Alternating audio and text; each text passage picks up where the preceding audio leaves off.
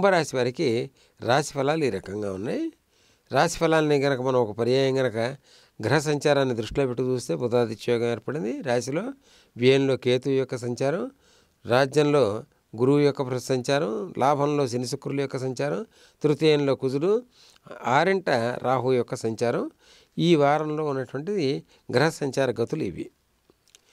కుంభరాశికి ఉన్న రాశులన్నింటిలో కంటే కుంభరాశికి భగవంతుడు ఒక విశేషమైనటువంటి వరాన్ని ప్రసాదించాడు ఈ పర్యాయం.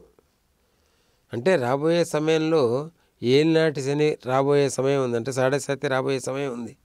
కానీ దానికి ముందుగా విశేషమైనటువంటి లాభాల్ని కొన్ని భగవంతుడు ప్రసాదించి వరంగా ఇచ్చాడు.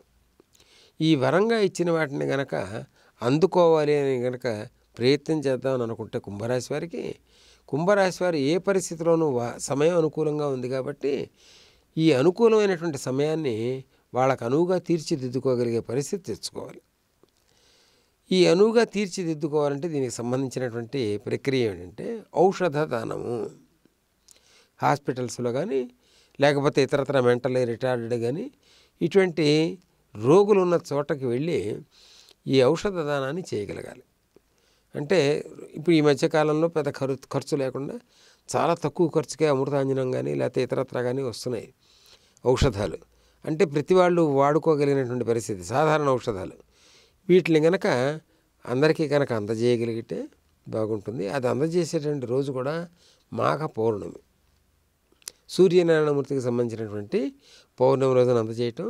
సంకటహార చతుర్థి రోజున అవకాశం ఉంటే కూష్మాండ హోమంతో పాటు శ్రీ సూక్త పురుష సూక్త హోమాలు చేసుకున్నట్టయితే రాబోయే సమయాన్ని దివ్యంగా మార్చుకునే అవకాశం ఉంటుంది. ఇంకా చెప్పాలంటే వాస్తవానికి ఈ ప్రక్రియలు ఆచరణలో కనబడటం లేదు. ఆయుష్ సూక్తం అని ఉంటుంది, దీక్షా సూక్తం ఉంటుంది, పాప నివారక సూక్తం ఉంటుంది, అభీష్ట సిద్ధి సూక్తం ఉంటుంది. వీటిలన్నిటితో కూడా అభిషేకం కానీ హోమాలు కానీ కుంభరాశి వారు కనుక చేయగలిగితే వీరికి వచ్చేటువంటి లాభం ఇంత అని చెప్పి ఒక పరిమితిని పెట్టి చెప్పగలిగే అవకాశం ఉండదు. అపరిమితమైనటువంటి లాభాన్ని పొందే అవకాశానికి అనువైన సమయం ఇది. ఎందుకంటే సప్తమాధిపతి అయినటువంటి గ్రహరాట్టు సూర్యనారాయణమూర్తి యొక్క సమయం ఇది, ఈ నెల. ఈ సమయాన్ని మనం సద్వినియోగం చేసుకోగలిగితే బాగుంటుంది. ఈ వీడియో గనుక మీకు నచ్చినట్లయితే లైక్ చేయండి, షేర్ చేయండి. మరిన్ని వీడియోస్ కోసం మా ఛానల్ను సబ్స్క్రైబ్ చేయండి.